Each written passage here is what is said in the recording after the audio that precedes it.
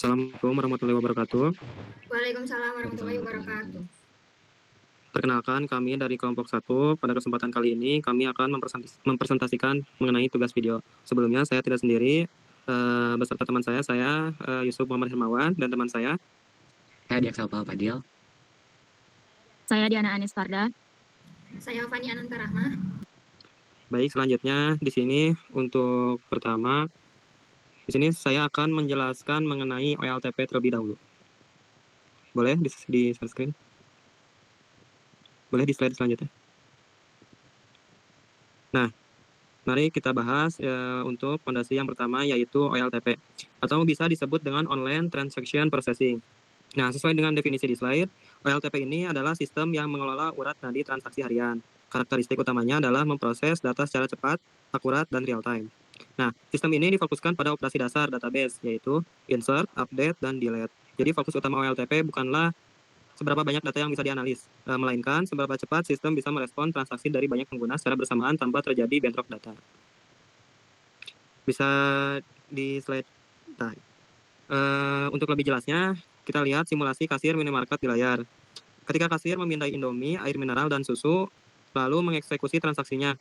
Nah, yang terjadi di belakang layar tidaklah sesederhana kelihatannya. Dalam satu klik tersebut, sistem OLTP bekerja mengeksekusi beberapa perintah sekaligus secara real time.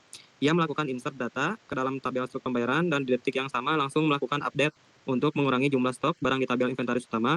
Nah, itulah mengapa kecepatan dan keakuratan menjadi kunci utama di dalam arsitektur OLTP. Nah, untuk slide selanjutnya, untuk melanjutkan konsep sebelumnya. Nah, di slide ini kita akan mempertegas apa makna sebenarnya dari kata real time dalam sistem OLTP. Dalam konteks basis data, real time berarti perubahan data terjadi seketika di detik yang sama saat sebuah aksi dilakukan oleh pengguna. Bisa ditunjukkan animasi atau tabel produknya. Lihat dari contoh nyata pada sistem inventaris ini, katakanlah dalam database, stok awal untuk item laptop adalah 15. Begitu pelanggan menekan tombol checkout atau membeli satu laptop, sistem tidak akan menunda prosesnya. Saat itu juga, perintah update dieksekusi secara langsung ke tabel produk. Stok yang awalnya 15 seketika berubah menjadi 14. Dalam pengembangan aplikasi belanja online, logika live update inilah yang sangat krusial untuk mencegah terjadinya overselling, di mana barang yang sama dibeli oleh 2 orang padahal stok sisa 1. Boleh di slide selanjutnya. Nah, kita tarik kesimpulan dari kedua konsep ini seperti yang tertulis di slide. Bisa dilihat, OLTP dan OLAP ibarat dua sisi mata uang yang sama dalam sebuah ekosistem data. Satu bertugas untuk menjalankan bisnis hari ini, sedangkan satu lagi bertugas untuk membantu kita memahami arah bisnis tersebut ke depannya. Jika kita bedah dari karakteristiknya, di sisi kiri, OLTP adalah tulang punggung operasional. Datanya mungkin berukuran kecil per transaksi, tapi sangat dinamis dan sering berubah secara real time. Kecepatan memproses insert atau update adalah kuncinya, karena penggunanya adalah ujung tombak sistem seperti kasir atau user yang sedang check out di aplikasi. Sebaliknya, di sisi kanan adalah otak strategisnya. Sistem ini tidak lagi berurusan dengan transaksi detik ini, melainkan mengolah data historis yang volumenya sangat masif. Dirancang bukan untuk kecepatan input, melainkan kecepatan membaca data agar bisa menghasilkan laporan analisis dengan cepat. Penggunanya pun berbeda, yaitu level manajerial atau direktur yang butuh insight. Baik, untuk slide selanjutnya mungkin akan dijelaskan oleh teman saya. Nah, selanjutnya saya akan menjelaskan mengenai apa itu ETL. Nah, ETL itu merupakan singkatan dari Extract, Transform, and Load. Nah, ETL ini adalah proses pemindahan data dari berbagai sumber menuju data warehouse agar data menjadi bersih, seragam, dan siap dianalisis. Nah,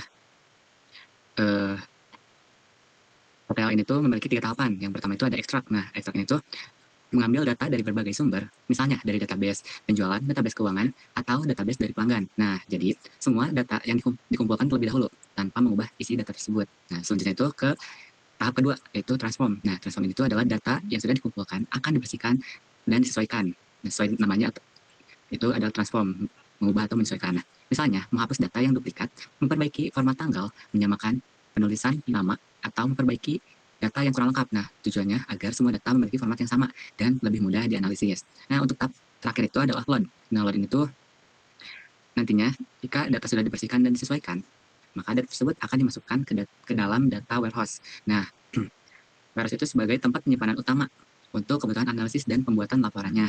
Nah, jadi secara sederhana, ETL itu adalah proses mengambil data, pembersihan data, lalu menyimpan ke data warehouse.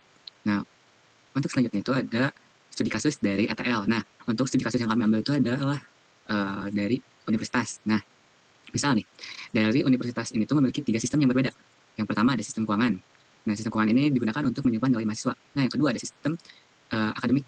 Nah, sistem akademik ini digunakan untuk menyimpan nilai mahasiswa, maaf. Nah, untuk yang kedua itu ada sistem keuangan. Nah, sistem keuangan itu untuk menyimpan data pembayaran UKT. Nah, untuk yang ketiga, itu tuh ada sistem perpustakaan, yang dimana sistem ini untuk menyimpan data peminjaman buku.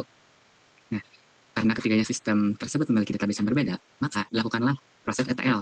Nah, yang pertama itu ada ekstrak, itu mengambil data dari 3 sistem ini, akademik, keuangan, dan perpustakaan. Nah, selanjutnya ada dari transform. Nah, nantinya si data-data ini akan dibersihkan terlebih dahulu.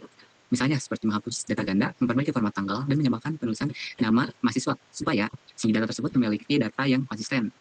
Nah, untuk selanjutnya, jika data itu sudah dibersihkan dan disesuaikan, maka dilakukanlah tahap load. Nah, tahap load ini sudah yang saya ucapkan, yang dimana seluruh data yang sudah dibersihkan akan didistribusikan ke data warehouse. Nah, dan begitu pihak universitas dapat melihat seluruh informasi mahasiswa dari satu tempat tanpa harus membuka setiap sistem secara terpisah.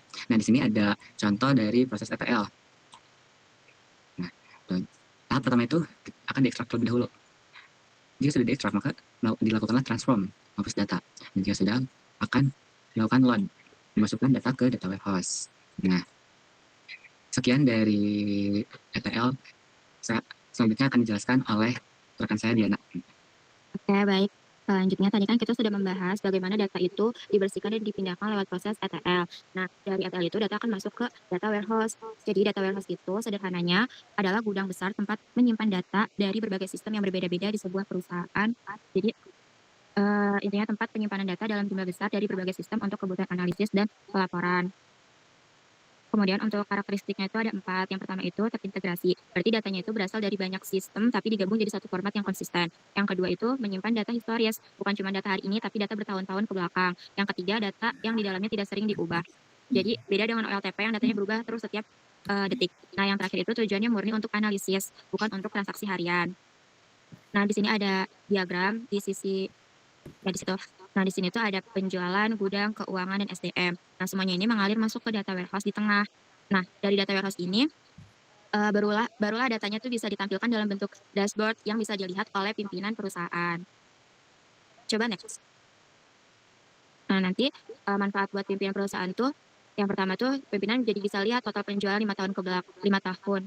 Kayak tren jangka panjang performa perusahaan. Kemudian bisa lihat juga produk listnya item yang mana aja yang paling diminati pelanggan. Kemudian bisa tahu cabang terbaik lokasi dengan kontribusi omset tertinggi. Dan yang terakhir tren keuntungan. Jadi bisa lihat naik turun profitabilitas dari waktu ke waktu. Nah, dari data warehouse ini menyimpan semua data perusahaan. Kadang satu divisi cuma butuh sebagian kecil saja dari data itu. Makanya ada konsep turunannya yaitu data mart yang akan kita bahas berikutnya. Sekian penjelasan dari saya. Selanjutnya akan dijelaskan oleh teman saya. Setelah membahas OLTP oleh proses ETL dan data warehouse, selanjutnya saya akan menjelaskan tentang data mart. Jadi data mart itu adalah bagian dari data warehouse yang dibuat khusus untuk memenuhi kebutuhan suatu divisi atau departemen tertentu di dalam sebuah perusahaan. Nah, jika data warehouse menyimpan seluruh data perusahaan, maka data mart hanya menyimpan data yang relevan dengan kebutuhan pengguna tertentu. Dengan begitu, proses pencarian dan analisis data menjadi lebih cepat dan efisien. Contohnya, pada sebuah perusahaan retail terdapat beberapa divisi, seperti divisi penjualan, keuangan, dan pemasaran. Divisi penjualan hanya membutuhkan data transaksi penjualan dan jumlah produk yang terjual, sedangkan divisi keuangan membutuhkan data pendapatan dan pengeluaran, sedangkan divisi pemasaran membutuhkan data pelanggan dan hasil promosi. Masing-masing divisi itu dapat memiliki data mart sendiri yang berisi dari data sesuai kebutuhannya. Dengan adanya data mart, setiap divisi itu tidak perlu mengakses seluruh data yang ada di data warehouse. Mereka cukup menggunakan data yang sesuai dengan pekerjaannya, sehingga proses analisis itu menjadi lebih mudah, cepat, dan terarah. Jadi, dapat disimpulkan bahwa data mart itu merupakan bagian dari data warehouse yang berisi data khusus untuk suatu departemen atau unit bisnis tertentu, agar analisis datanya menjadi lebih efektif dan efisien. Next. Kamu gak ngejelasin simulasi dulu? Untuk contoh simulasi data mart-nya tuh misalnya sebuah perusahaan memiliki beberapa divisi seperti penjualan dan pemasaran. Jadi setiap divisinya tuh memiliki data mart berisi data, misalnya HRD mengakses data karyawan, keuangan mengakses data keuangan, penjualan mengakses data transaksi, dan pemasaran mengakses data pelanggan serta promosi. Data yang dibutuhkan dan lebih cepat dan efisien.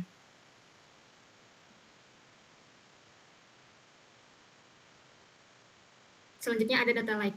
Data lake adalah tempat penyimpanan data yang dapat menampung data dalam jumlah sangat besar dan berbagai jenis format, baik data terstruktur, semi terstruktur, maupun tidak terstruktur. Untuk contohnya, jadi sebuah perusahaan e-commerce memiliki berbagai sumber data seperti data transaksi dari sistem penjualan, foto dan video produk, ulasan pelanggan, rekaman percakapan layanan pelanggan, hingga komentar di media sosial. Semua data tersebut dapat disimpan langsung ke dalam data lake tanpa harus diubah format yang sama terlebih dahulu. Next.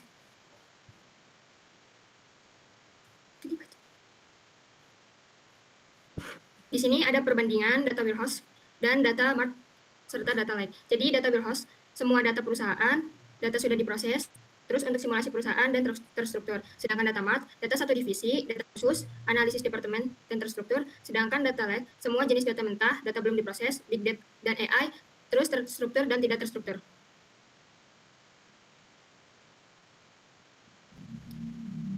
Nah, di sini ada satu aliran data 6 peran berbeda. Yang pertama ada OLTP. Jadi OLTP itu memproses transaksi harian secara cepat dan real time. OLAP menganalisis data historis guna mendukung pengambilan keputusan. ETL mengambil, membersihkan dan memindahkan data ke data warehouse. Data warehouse menyimpan data terintegrasi dari berbagai sumber untuk analis. Data mart bagian dari data warehouse yang difokuskan untuk satu divisi, dan sedangkan data lake menyimpan berbagai jenis data mentah dalam skala besar untuk big data dan AI. Mungkin cukup sekian dari kelompok 1. Mohon maaf bila ada kekurangan. Demikian, Assalamualaikum warahmatullahi wabarakatuh. Waalaikumsalam Waalaikumsalam warahmatullahi wabarakatuh.